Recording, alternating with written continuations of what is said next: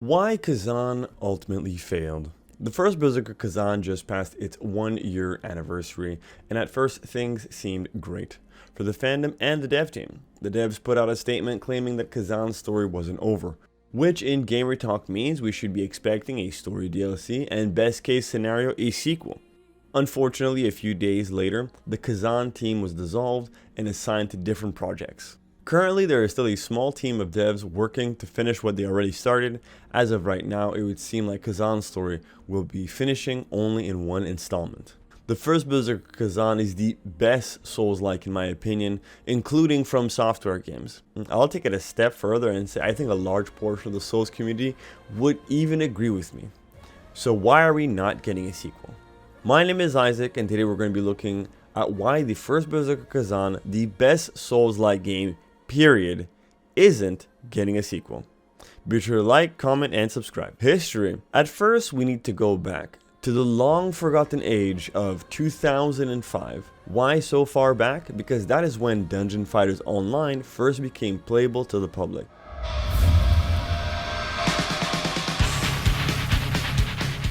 It was a beat 'em up style game with multiple classes you could choose.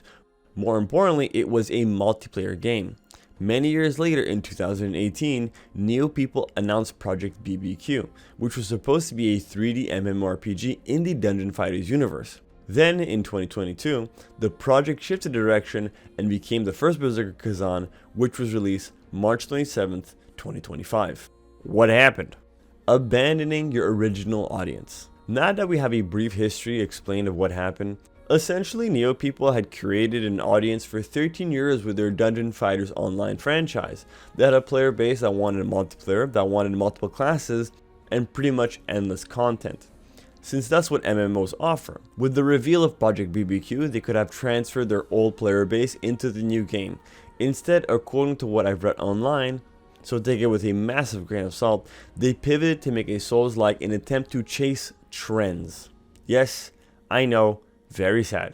Breaking it down, they abandoned their player base and original idea to chase a trend in a market that was already oversaturated, just to name a few. We have Lies of P, Neo 1 and 2, Remnant of the Ashes 1 and 2, Wulong Fallen Dynasty, Star Wars The Jedi Fallen Order and Survivor, Surge 1 and 2, Another Crab's Treasure, Thymesia. These are all Souls games that came out before Kazan, and that does not include any of the From Software games. A brand new IP coming from a studio known for MMOs, jumping into a market that is filled with content and a lot of it very good. NeoPeople were fighting an uphill battle before the game even hit the store shelves. Difficulty. When the game first dropped, I would have considered myself a Souls veteran. I played the demo, though the game was a little difficult at first, but I got the hang of it pretty quickly. When the real game came out and I got to Viper, that's the moment when I went, oh, this game is hard.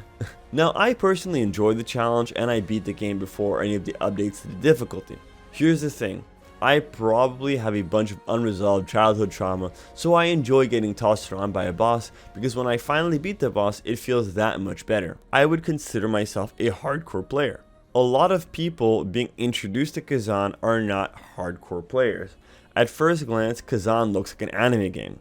Anime games are some of the easiest of the bunch. The people that know about Kazan are coming from MMOs, a background which in my experience has some of the most easy starting areas. Then you have Kazan, whose third boss has killed more players over the course of the past year than the game's final boss. I'm sorry, but that's an insane difficulty spike.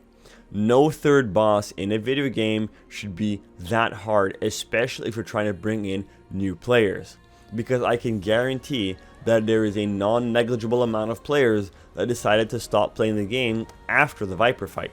I'm glad they decided to add difficulty in their game.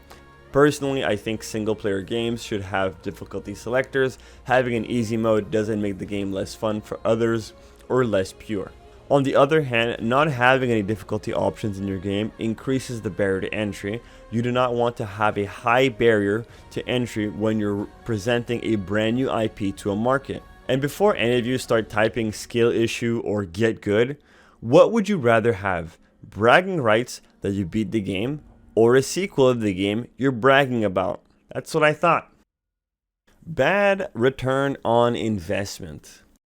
I'll be bringing up the cost of making the game. Yes, I saved the exciting finance portion for last. Unfortunately, we don't have access to any of the real numbers behind the scenes, but we can make some healthy guesses here and there. First things first, Berserker Kazan was originally going to be an MMORPG. That idea was scrapped, reused, and transformed. Even though the direction of the game changed, the cost of making an MMO doesn't magically disappear. The average cost of making an MMO is between $100 million to $500 million in the USA. They never made it all the way to the end of development, so let's cut the pair in half and call it $250 million.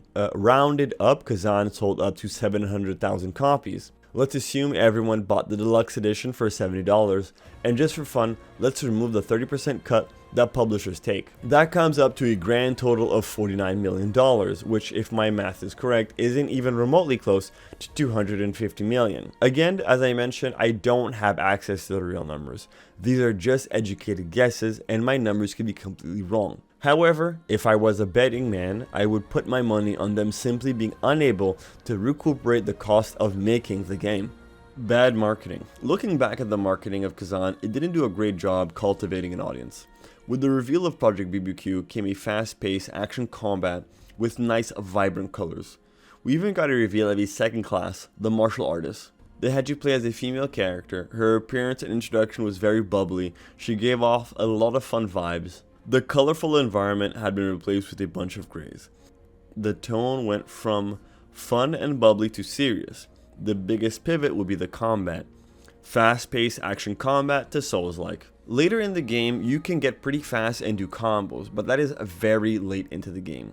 Essentially, the game was marketed towards a casual audience, but when it came to the gameplay, it felt like it was made for a hardcore audience. I love the first Berserker Kazan, but your first game in a franchise shouldn't have targeted an audience of hardcore players. Even when a game is super successful, only a handful of players are going to reach the 100-hour mark and go further beyond. And this, what's he doing?